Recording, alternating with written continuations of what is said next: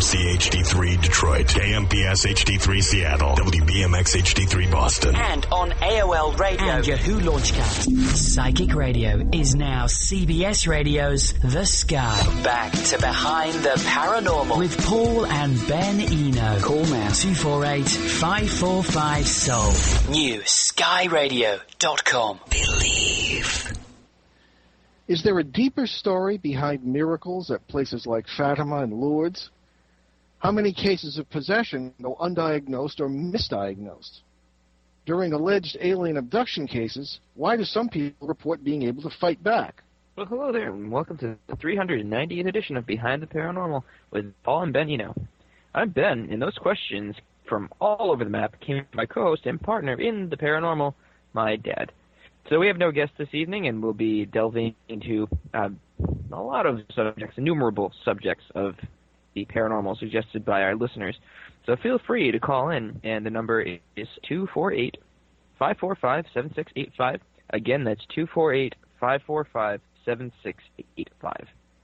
Okay, so let's get right to it. Actually, let's not get right to it, because we have an announcement. Here's the announcement.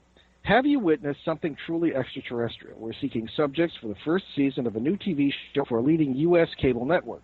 If you live in the USA and have had an extraterrestrial encounter, seen a UFO, been abducted, or witnessed something that has no rational terrestrial explanation, then please email us at, get your little pencils ready, encounters@hotmail.co.uk. encounters@hotmail.co.uk. Now get out your secret decoder rings.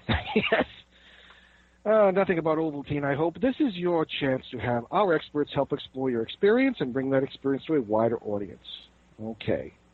And the young lady you're dealing with is Lauren James. Okay, our friends at Raw TV. All right. Let's get to our emails and try to stay on the air. Yes. This is once we get our hand in the right paper. This is about miracles. That'll be good. From Margot in Boulder, Colorado. Okay, so Margot writes to us. Colorado, as they say. Don't correct me.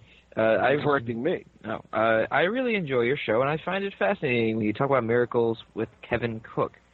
When was that? A couple of shows. Oh, I don't really remember it. You always say nothing in the paranormal is what it seems. So what's the deal with things like Lourdes and Fatima? I know a lot of Christians that have trouble with Mary. What? Yeah. Like the Virgin Mary. Yeah. Yeah, I was like, wait, what? Right. Who's got a problem with Mary? Well, there are people who have problems with everything. I don't know. Okay, well, that's a very good question there, Margot, and I'm going to address several things that a lot of people might be surprised at. We don't usually, at least in the past, I would try to stay out of miracles and religious phenomena, sort of out of reverence for them, sort of. But they really are part of the paranormal in the sense of the unusual, and I'll just go into that then. The term miracles, theologically, really means, and this is in the Eastern ancient theological sense, it means not getting outside the laws of nature to do something magical. It means restoring nature to the way it's supposed to be. And the way it was supposed to be was, according to the cycle of history and the Christian idea, before the fall of the human race. All right. And what? Oh, I'm sorry. You're sticking that thing up in the air. Sorry. I didn't mean to confuse you. Are you robbing me? No. Yes, with the grill later. Okay, yes. Anyway, so that's what the meaning of miracle really is. Now, Lourdes and Fatima, for those who might not know, Lourdes is in France and Fatima is in Portugal, and they were two separate sites where officially the Roman Catholic Church believes that apparitions of the Virgin Mary, the mother of Jesus, took place to some children in different countries, different times. Lourdes, I believe, was pretty much way back, the 1870s, I think. And Fatima, I believe, was 1916, around the time of World War I. Portugal, I don't think, was involved in it. Was it World War I? I thought it was World War II. No, World War I was before that. It was like 1916, 1917. Oh, okay. Perhaps, my dates, I should have looked it up, I'm sorry. But it's around that time. But I've looked into these, given our theory that paranormal events do not occur in isolation and that whole areas are affected always, and that paranormal events are always generally part of some sort of flap. I looked into those 2 cases and several others, and it was very interesting to find that, first of all, the little children in Fatima and Lourdes referred to a little woman as what they were seeing. And very interestingly, the grottos or caves where these took place were known for centuries as fairy caves. So in other words, odd things had been occurring around those places for many, many years. There were UFO reports, particularly in the Fatima case, where people had the experience of the sun dancing in the sky or something of that kind, moving around in this business. And very interesting. And certainly, might be probably is true, but it could also have psychological causes or both. The appearance of Yeti was also reported in the past. Yeah, in places like this. We never talked about this? I didn't know about the Yeti thing. That's our next stop in Europe. Okay. All right. Now to Portugal. Okay. So I have always wanted to go to Portugal. Beautiful, wonderful people. And so this is essentially what it is. So Lourdes and Fatima may have been the tips of the iceberg regarding much greater paranormal phenomena. And, of course, the church authorities are usually very careful about miracles that they will endorse. There are far more that they don't endorse than there are miracles that they do endorse. But they endorse these. And the priests who went to Fatima from the Vatican to see what was happening saw these thousands of people, and they saw the great faith that was being expressed, and for one reason or another, they also, I believe, talked to many witnesses and saw also the children, and they witnessed, I believe, this sun phenomenon, solar phenomenon in the sky.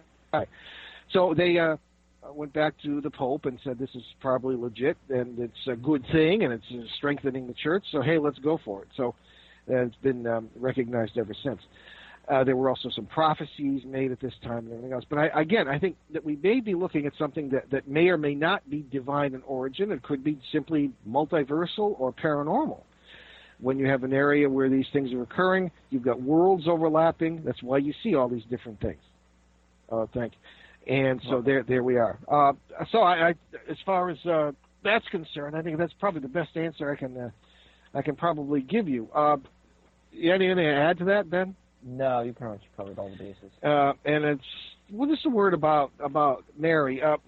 Very often, particularly in the history of Western spirituality, there have been reactions to things. The Protestant Reformation in Europe was an interesting phenomenon, but it was reacting to a lot of abuses that were going on in the Church of Rome, like selling indulgences and all this stuff, the abuse of relics and the sort of huge money making. It sort of became a criminal enterprise in some ways.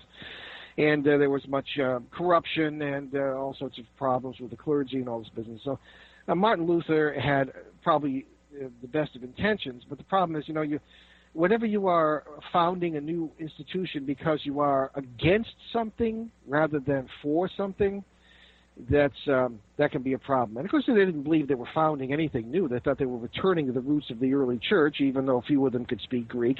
And I've had some of the more extreme of that branch of Christians tell me they don't care what the early church believed, which is kind of like saying, "Hey, I'm an official of the United States government. I don't care what the Constitution says." Kind of doesn't make sense. Anyway, so that's the story on those. And again, miracles being what they are, I think it's a matter of faith. And whatever you can get from it, I think there is much to be gained from it, and it can be a good thing, certainly. So that's the deal on that. But tip of the iceberg. Okay, we are coming to our first official break, and you are listening to Behind the Paranormal with Paul and Ben Eno on CBS New Sky Radio and newskyradio.com. Stay with us. We'll be back with lots more.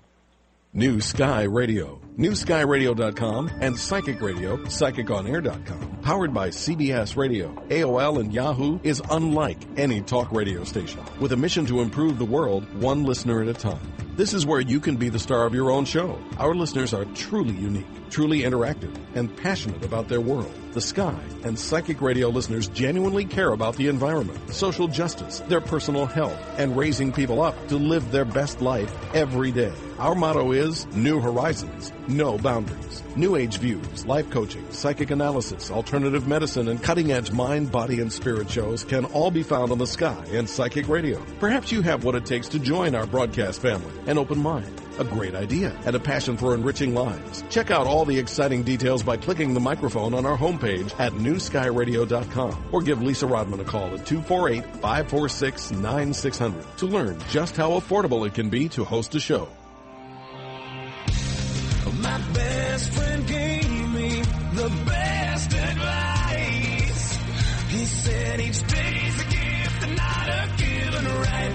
Leave no stone unturned, leave your fears behind, and try to take the path less traveled by. That first step you take is the longest ride. If today was your last day, tomorrow was too late, could you say goodbye to yesterday? Would you live each moment like your last? Leave old pictures in the past. Donate every night you had. If today was your last day,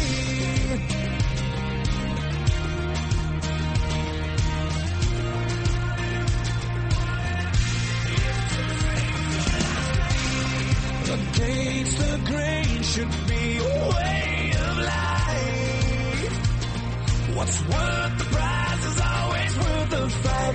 Every second counts, 'cause there's no second try. So live it like you've never lived it twice. Don't take the free ride in your own life. If today was your last day, would you make your mark by mending a broken heart?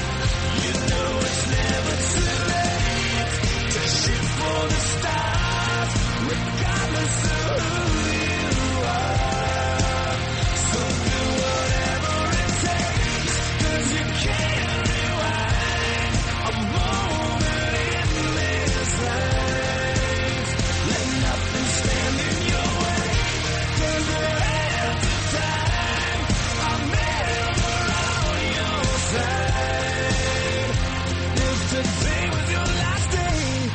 Tomorrow was too late, could you say goodbye to yesterday? Or would you live each moment like your last? Leave old pictures in the past. Donate every dime you had. And what you call those friends you never see? Reminisce on memories. Would you forget your enemies? And would you find that one you dream? They're up and down, they got it love. That's you finally fall in love. If today was your last day.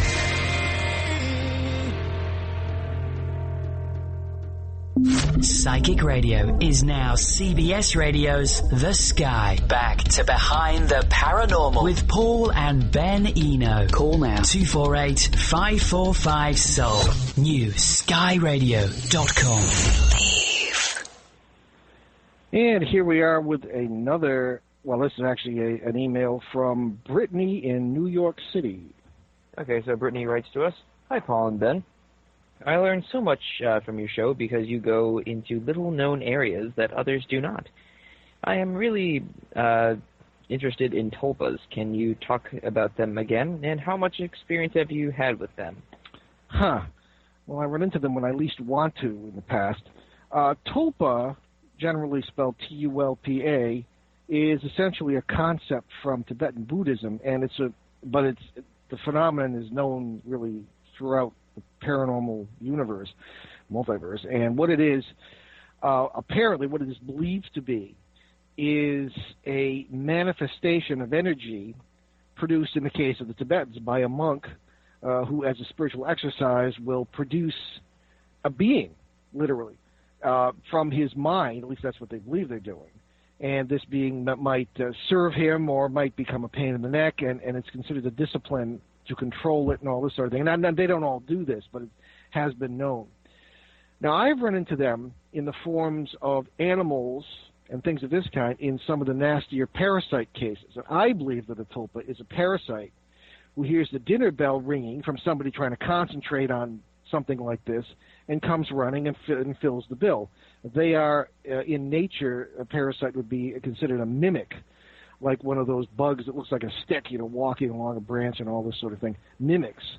They mimic something that they are not, and sometimes they are predators, and sometimes they will avoid being prey by pretending to be a stick, that sort of thing. So that's mimics in nature, and that's what parasites, certain kinds, can be. So I'll give you some examples of ones I have run into. In the Bristol, Connecticut case of 1975, my teeth were still chattering from the Bridgeport poltergeist incident of the previous autumn. There was a case in a new housing development at the top of a hill in Bristol, Connecticut, and there were a lot of odd things going on. The house, and of course at the time I didn't really realize that these things affect whole areas, as we were just talking about with Fatima Lourdes. And I went into the house, and it was a young family. They had 2 sons, and there was a man and a woman, of course, and they had a family of 4. And the woman was describing how she one day looked out of her window and saw almost, you might call it, I guess, a big shadow figure moving across the field, across the street. No house had been built there. That was the original property where it had been a farm and all this. So that was the first thing that occurred. Among the other things that happened, there was some poltergeist activity. I ran into an entity there and across the street. And it was the first case that I ran into that I realized was affecting an entire neighborhood. There would be growling under the furniture. The people would see red eyes looking out from the furniture as if there was some kind of paranormal dog or something. Beetlejuice. Yeah, and they would see red eyes looking in the window. Mind you, kind of the Mothman thing, too. But these, I believe, were tulpas. These are things that were sort of become attached to a certain area and were manifesting as in different forms. And I think that when these parasites get enough to feed upon energy enough to become stronger, this is what can happen. So I don't think tulpas are projections at all. I don't think poltergeists are either. That was my first experience with one. There have been several cases over the years in which I've run into, Ben hasn't run into one yet, I don't think. Nope. There have been, again, these animal-like figures, usually very serious looking dogs, very large, oversized dogs, usually black dogs, with the red eyes. I think of these as being an interesting part of folklore because in England, including some of the places we were in September, they have black dog legends. And they look just like that, these black dogs with the red eyes and this sort of thing. And again, I look back, too, on a case that I was not present for because it occurred in 1817 through 1821. But I suppose at some point in the multiverse I was there. But this also began with, this is the famous Bell Witch case, out of which they made the movie American Haunting. This began with a tulpa-like animal being seen by John Bell, the father of the family, with the red eyes and the whole business. So it's not always a dog with red eyes. It can sometimes be a person. There was I was not directly involved in this, but I was following it as it occurred. In Toronto, Canada, there were university students who literally got together and decided to create an entity, all right? And this was done by means of seances. Certainly had I been, I assure you this would not have occurred. And they decided to, well, this is what this person is going to look like, and this is the history of this person. This made somebody up. They had a seance, and sure enough, they contacted some quote-unquote spirit. And the thing got so strong, of course, they were feeding it inadvertently, that they could photograph it, and they would see it lying around the campus and all this business, a woman in this case. And there you had it. I think this was a tulpa, and they weren't doing it as a spiritual exercise. They were doing kind of dumb stuff with seances, and so this is what can happen. So the question might arise when you're using a Ouija board or doing seances, are you creating tulpas? Well, I think in the sense that you might be attracting parasites who might be getting very strong and can manifest in certain ways. Yeah, you might be creating a tulpa. So I think that's my take on that. And so wait, does that thing still around at campus? No. Once people stop paying attention to it, it kind of fades away, or it will attach itself to one of the people, and that's a classic parasite move. There we go. See? That's the kind of yeah. So, but again, most of my experience has been with animal manifestations of these things. Sometimes birds. There was one case where there was a very strange bird would be in this house, and then he'd look around and be gone. This kind of thing. So that's the tulpa thing, in my opinion. And there isn't too much accurate information on that. But anyway, Ben, any comments on that? I know you haven't experienced one yet. But. No, so I can't make any comments. Okay. All right, we are coming up on a break, but we still have a few minutes. This is from Mark in Sacramento, California. Okay. Excuse me.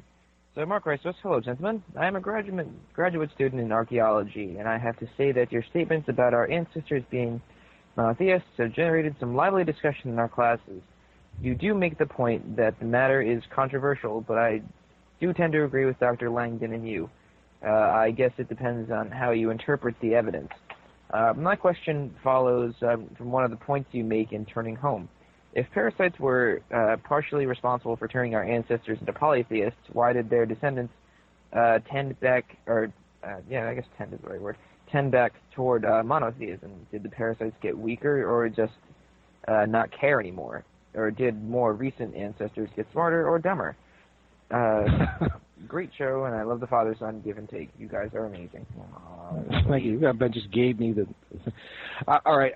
I love our listeners. I think that's a fabulous question. I wish he'd mentioned what school he attends, but this is a very articulate and very good question, Mark. Okay, well, let's kind of look at this. Let me explain what Mark is getting at here. Turning Home was my last book, and in it, among other things, I mentioned the idea, I go into the history of human religion and how parasites might have influenced it, and so other things might have been influenced as well.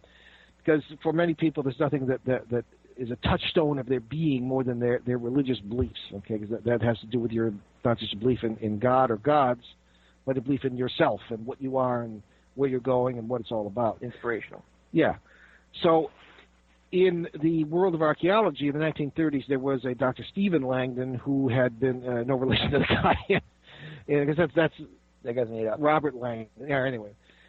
Stephen Langdon, who came out very reluctantly with some findings after many years of work in Iraq and archaeological digs there. He and his colleagues came out with a very controversial statement that our remotest ancestors were monotheists, worshippers of one God, before they were polytheists, which is the worshippers of many gods. So people say, well, how, what, didn't they start out? But apparently, and I didn't get this, I didn't learn what I know, at least about this, from sitting in a classroom. I went out and talked over the course of my paranormal work with peoples from ancient cultures. Yeah, why don't archaeologists think to ask, Well, they sometimes do. I mean, now they're doing it more than they used to. No, you're right. Yeah, they don't go to the horse's mouth. Well, I believe I went to the horse's mouth, and the Australian Aboriginal elder I talked to, and there was a guy from the Nicobar Islanders whom I met in a little country called Nauru many years ago. And then there was a Cree elder from northern New York, I should say northern Quebec, and then others, people from cultures that go back as much as 150,000 years unbroken. They told me that they had really one God in the beginning, very Trinitarian, a mother, a father, and a child. We've talked about this many times on the show. And so anyway, this is what Mark is referring to. And I think we're going to have to take a break here, and then we'll resume dealing with Mark's question here after we get back. You're listening to Behind the Paranormal with Paul and Ben Eno on CBS News Sky Radio, newskyradio.com. Be right back. Mondays are motivational. It all begins with you. And that's where the movement within featuring life coach April Claxton comes in. Join April and her uplifting guests Monday at 6 p.m. Eastern Time. Featured on Animal Planet, Court TV, Unsolved Mysteries, and The Hauntings, psychic Barbara Mackey. Barbara is a sixth-generation psychic medium, animal psychic, and spirit communicator. Tune into Visions with Barbara Mackey at 7 p.m. Eastern Time. There are 4 corners, and Will and Nancy will take you there at 8 p.m. Eastern Time. Existence is what we live for. Adventure is our journey. Metaphysical topics, inspiring and educational guest speakers, psychic readings, and more. Artie's the Party with Angels and Answers, Mondays at 9 p.m. Eastern Time. Psychic readings and more. Join the fun. What goes bump in the night? Heidi knows. At 11 p.m. Eastern Time, Heidi Hollis's The Outlander will lunge into topics on all things outlandish and more. Call in or write Heidi to vent or get advice about your paranormally inspired curiosities or challenges. Call in early. The lines are hot. 248-545-7685. Instant feedback at newskyradio.com. New Sky Radio. newskyradio.com. New horizons, no boundaries. Powered by CBS, Yahoo, and radio.com.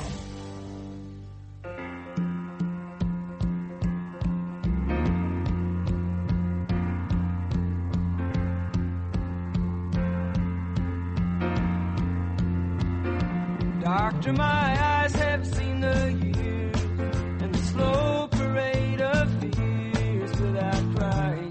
Now I want to understand. I have done all that I could to see the evil and the good without hiding. You must help me if you can. Doctor, my eyes. Tell me what is wrong, 'cause I'm right to leave them open for so long.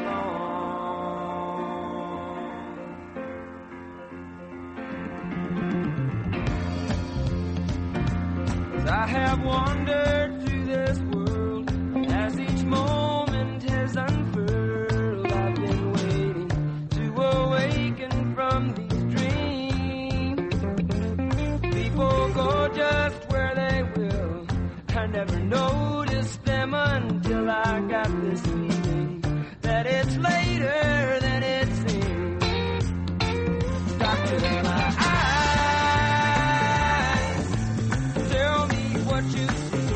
I hear their cries. Just say if it's too late for me.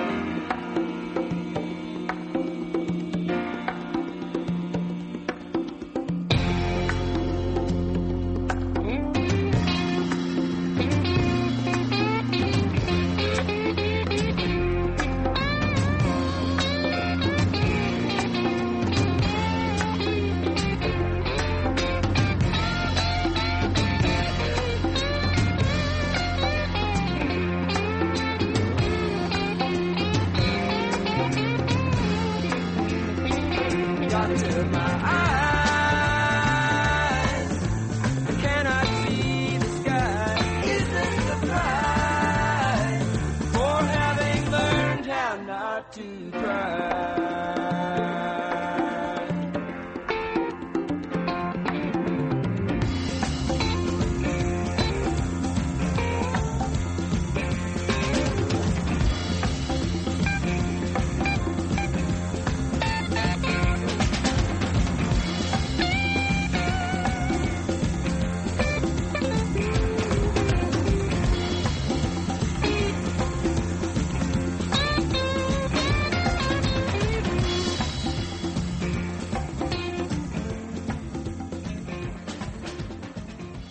Psychic Radio is now CBS Radio's The Sky. Back to Behind the Paranormal with Paul and Ben Eno. Call now 248-545-SOUL.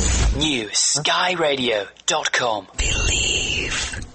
Welcome back to Behind the Paranormal. We are currently answering some archaeological, I can't think of Archaeological inquiries. There we go. Archaeological inquiries from a grad student named Mark in Sacramento, I California. couldn't think of any alliteration to go with archaeology. Okay, well, try again. Archaeological accusation. Right, whatever. And, of course, the point being, he read in one of my books that I believe that parasites are what are commonly known in folklore as demons, but are really much more than that. Had an influence on early religion because people started out as monotheists, according to the school of thought that I happen to believe in, and ended up as polytheists after that. So the idea here is if parasites influenced the change from monotheism to polytheism many millennia ago, did they back off or lose interest, and how come people went back to monotheism today? Well, not everybody did, for one thing. But the nature of the earliest polytheist religions, to me, had parasite written all over them. That's why I kind of came to that conclusion. But domination by a petty and capricious god, demands for blood sacrifices, even human sacrifices, pitting one tribe or village against another. I've actually seen them try and do this. These are all things that are devoid of love and unity and are full of all the buttons we see parasites pushing in people so that they can feed on the result. Indeed. Now, by Greco-Roman times, pagan religions had generally gotten beyond the worst of that. As a matter of fact, pagani, as a matter of fact, is a Christian word.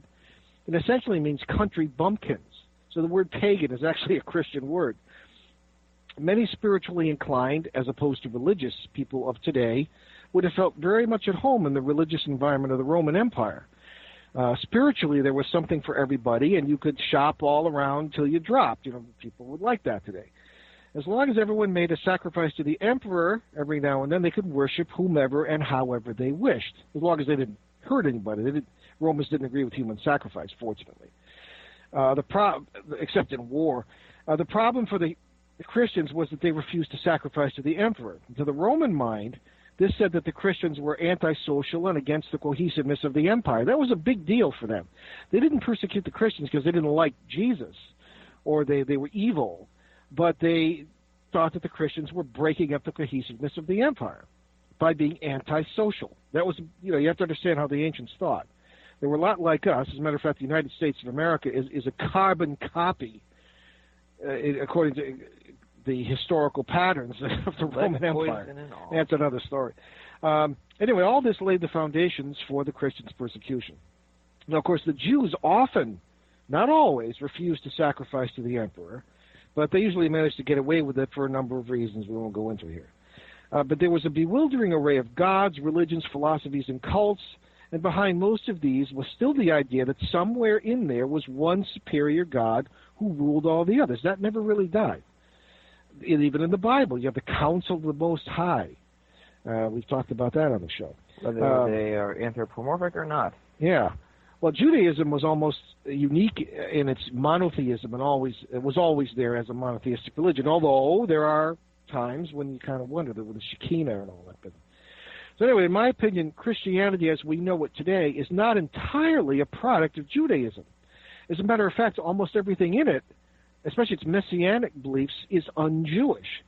Actually, most strains of Christianity, especially the overwhelmingly dominant version taught by St. Paul, have far more in common with paganism. I think Christianity wasn't so much a replacement of paganism as it is a sequel. But Mark's point is that we got back to monotheism. Well, I don't know. Not to impugn the religion I grew up in, but there are even some Christians of the evangelical variety who might say that the saints and the honoring of the saints is really a continuation of the pagan gods. And I think it's a bit of a stretch. But anyway, there's some question as to whether people really did entirely return to monotheism. The excuse is they're intercessors. Yeah, well, I don't know if it's excused. And, I think it's true. Anybody can be an intercessor. We can be an intercessor with ourselves because we're in better places. I think it's because we need role models, to be honest. Well, that's true. That's important for people. So, I have no problem with it. Now, everything has cycles. Social mores, politics, and religious belief. Parasites tend to have short attention spans. Several thousand years can be a short attention span for a parasite. And polytheism, they simply have run its course. It had become such a hodgepodge that people found it unsatisfying in many ways in the Greco-Roman world. Christianity was more inclusive even than Judaism, and it offered stability and personalism in its God. Many pagan practices and beliefs persist in Christian form, and that was deliberate on the part of the Christian church in some cases. So anyway, polytheism seems to be attracting people today again. So, see, the pendulum always swings. So, Mark, I don't know, after all that monologue, I'm not sure that the whole business was about parasites giving up or not pushing polytheism anymore. They might very well have gotten tired of it, whoever was doing it. But again, assigning human motives to them is very slippery. I don't think you can do that because they're not human creatures. Their motivations are alien. Beyond us. Yeah. Anyway, the New Age movement seems certainly to have revived versions of various ancient ethnic religions. I don't know how accurate they are, the original, but whatever. So was this the action of parasites again? You tell me. I don't know, but that's the history of the whole question, I guess. Well, maybe it came back through philosophy. New Age is a philosophy, I guess. Well, I'm just saying, like, if you thought about it, it seems as if the thing that dominated after paganism was the age of the dawning of a sort of philosophy of sorts, because you have, like, the great philosophers like Socrates and Plato and all that crap out of the West, and I think when people stopped hunting for food for most of the time and became agricultural states, they had more time to think about things. That's true. Although our most ancient ancestors, it is believed by some, worked. I'm talking about the hunter-gatherers or the so-called cavemen, if you will, had about 24 hours of work in an entire week in order to these guys sustain did themselves. No, they did beautiful cave painting. No, I meant the philosophers. Oh, well, I wouldn't say that. There were several who were farmers. Just saying. But philosophy started way back before Christian times, actually. So yeah, I was. Yeah, but they were. Socrates was about 300 years before Christians. It is a phenomenon of civilization, of course. But if you talk to Australian Aborigines and particularly certain islanders here and there, and the Bushmen of Africa, who are still really hunter-gatherers, they have profound philosophies, and they have profound religious beliefs. Because they don't need to think about it anymore. No, they don't. They experience it daily because of their contact with the earth. So I think maybe we're just idiots. Well, let's not get too negative or cynical. And maybe we are just uneducated. Well, yes, I think we have gone back to gone back to anything. I think we're overeducated. Well, I don't know. I'm just. Well, let's get back to the paranormal. But anyway, I see what you're saying. So anyway, I think that the pendulum swings, and there may be parasites involved in all areas, and maybe not. But we have to keep our feet on the ground and be personally responsible for what we're doing, and not blame them for everything. Indeed. Okay. So, all right. Here is one from Brian in North Providence, Rhode Island. And that's not me. No. Hi, Paul and Ben. I find your ideas on reincarnation interesting. Almost everybody I know believes in it, and I know that many religions do. How do you square the multiverse, genetics, and reincarnation, or can that be done? Whoa. Well, I'll tell you, Brian, that's a really interesting question. There has been some research. I'm thinking of the work of Dr. Ian Stevenson. He's a pediatric psychiatrist who worked with children and reincarnations, and particularly twins. His book, let me think of it, When Reincarnation and Biology Intersect. I believe that's what it's called. So Dr. Ian Stevenson. I don't agree necessarily with what he writes, but I think it's a well-written book and worth considering. The whole issue of, I think it is generally recognized that the whole genetic process, the forming of a new life from a previous life, which occurs from parent to child, has a couple of missing steps. I'm thinking, Ben, particularly of ancestral memory. Oh, yes. There have been many people who thought that reincarnation experiences were really based on ancestral memory. In other words, the memories you pick up from your ancestors. But I always had a problem, well, how do you remember your own death if you were born and you separated yourself from the body of your father or your mother, and how could you remember their death?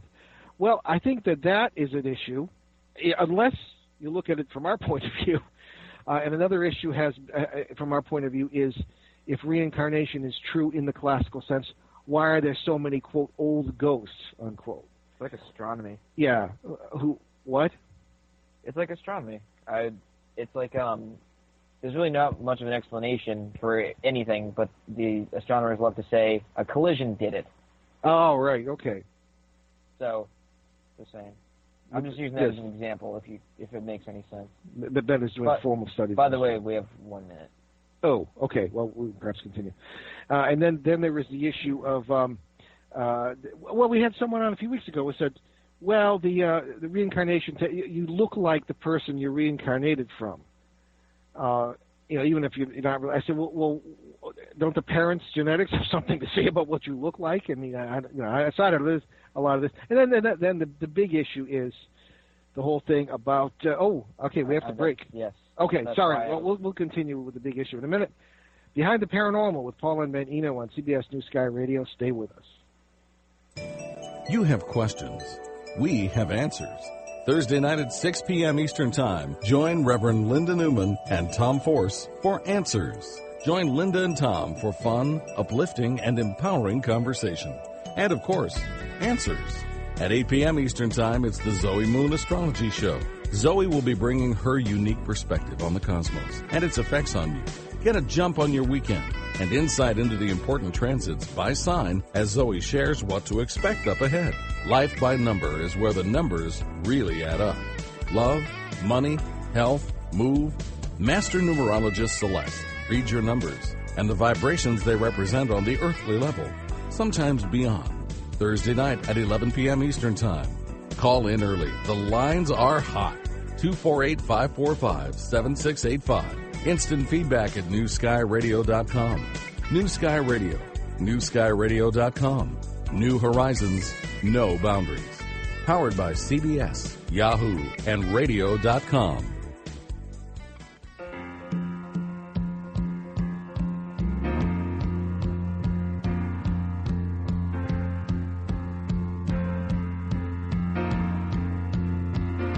Doctor, my eyes have seen the years and the slow parade of fears without crying. Now I want to understand. I have done all that I could to see the evil and the good without hiding.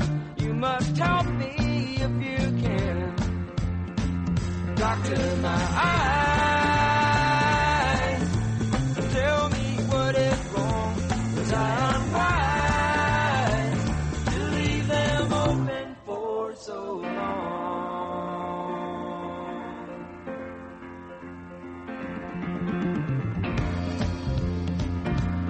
I have wandered through this world as each moment has unfurled. I've been waiting to awaken from these dreams. People go just where they will. I never noticed them until I got this feeling that it's later than it seems. Doctor, my eyes tell me what you see. I hear their cries. Just say if it's too late for me.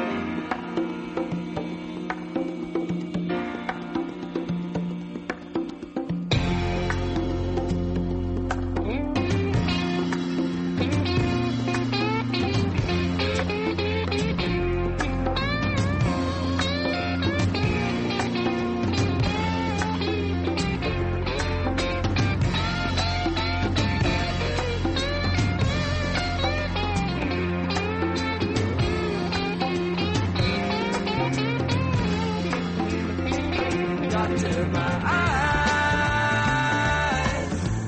cannot see the sky. Isn't the prize for having learned how not to cry?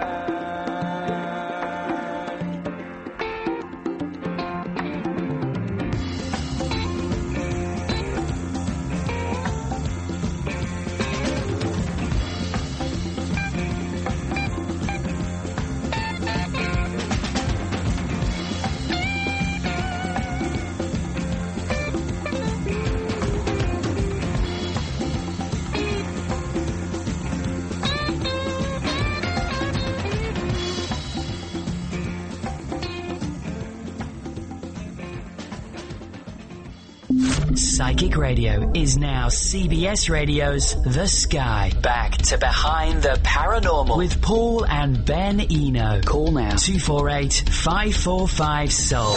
New skyradio.com. Okay, welcome back. And we're talking about a question from Brian in North Providence, Rhode Island, about reincarnation and its relationship to genetics. All right? And if any. And we were making some points about reincarnation. The big point that we make about reincarnation is that it cannot exist in the classical sense because time does not exist in the classical sense. What you have, this is the belief from the findings of physics, could be wrong, but what you have is not past to present lives, past lives. You have parallel lives all going on at the same time. All things occur simultaneously. We just experience them in sequence. That's how the multiverse seems to work. So we have that as one of the issues involved.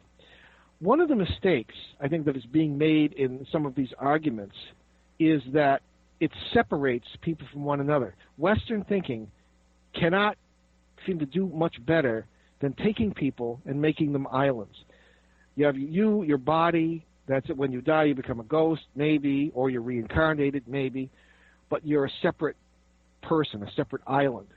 That's why society failed. Right. And the physical transfer of one life to another is completely physical, and that's all there is to it. Well, that is not true. Everybody is united. Even the matter that makes up our bodies is connected not only to the matter of the bodies we have in other universes, even though the laws of physics may be different and the nature of the matter may be different. It's all one big unity, and that includes the physical world. So for a life to be transferred from one person to another it's a great miracle, but it's no great mystery. I think that the worrying about the astral transfer of personalities and all this stuff, which comes up sometimes in the work of who am I thinking of here? Richard Gerber, or Alan Richard Gerber, The Vibrational Mind was his book. I think those are straw men. I don't think those are real arguments. I don't think they're necessary because we have to get a sense of this unity. Again, the multiverse solves all this. Now, all energy, including physical energy, is exchanged, is give and take. The system is open, and it's not closed. So bodies are connected, and that's it. But again, the assumptions that all things are separate is wrong. So I'm going to leave it at that because I think that's pretty much the whole story on that one. Yeah, I think the time for one more, maybe? Sure. Okay, here's a nice short question. Thank you for writing short questions. What is the meaning of life? Yeah. This is one on exorcism. Close. Okay. And this is from Matt in Binghamton, New York. Okay. So Matt writes to us, "Hi guys, love the show. Paul, I'm always interested in what you have to say about exorcism. My question is, could someone be possessed and not know it? How many cases go undiagnosed? And also, why does exorcism work sometimes and not all the time? Is it a religious matter?" Okay, a couple of questions on that. We can cover all this right now, but maybe we'll have to come back to it in another show. All right. The answer is yes, then no, and then maybe. Yeah, right. Well, can someone be possessed and not know it? I don't think so. You might not understand it as possession, and possession in our world is the dominance, the bonding with a parasite. All right, I don't believe these are servants of Satan or demons or the Linda Blair thing. I mean, I think it's Hollywood kind of thing. I have seen things like that, but I think their roots. If I look back on it today, I think their roots were. Well, there's an obvious change in people. You may not notice it. There is an obvious change, right? And they might not notice that they've changed so much, but yes. So it can be unnoticed until you really start looking at the person. You know what I'm saying? Well, when people really start noticing it is when things start to occur outside of themselves or outside of the person you're involved with, and things start moving across the room, or things start attacking the person, or scratches appear in their bodies. Now, we've known that to happen to people who have nothing to do with possession. Yeah. But, I mean, these are things that I have seen with people who have been involved with possession. How many cases go undiagnosed? I don't know. Probably I think there are. I think the vast majority go undiagnosed. When they're even approached for medical treatment, they may be in a society where treatment is not available, or where it's not a developed society, and they have perhaps folk remedies that may or may not work. But I think most cases go undiagnosed. There's a question of where the boundary is between oppression and possession. When the parasite gets so strong that it ceases being just a poltergeist and starts to bond. It doesn't work some of the time. Well, the big point here is that you have to, I believe there has to be some kind of agreement, no matter how mild, on the part of the person who is being possessed. I think you have to agree to it in a way.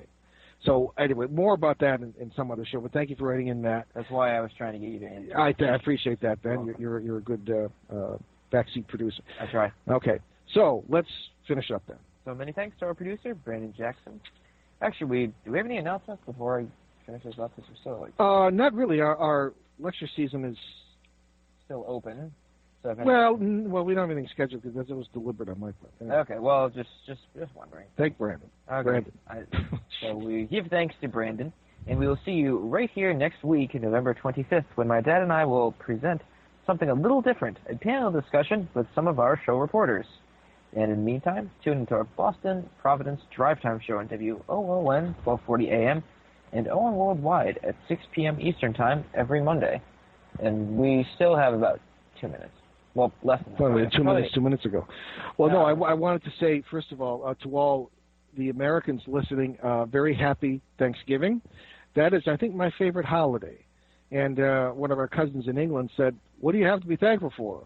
Superstorms and all this on the East Coast. I said, look, I'm a thankful guy. You know, I have a wonderful son and a wonderful family. Yeah. I have we have food on the table. We have a decent place to live. You know, we have a great radio. And what the heck more do you need? You know, we're spoiled brats in this country, and there's plenty to be thankful for. So go do it. All right. Anyway, I'll leave you with this evening with a pithy comment from that late great American guru of common sense, Will Rogers. Even if you're on the right track, you will get run over if you just sit there. Thanks like that. So thanks for joining us on our great cosmic journey, and we will see you next time.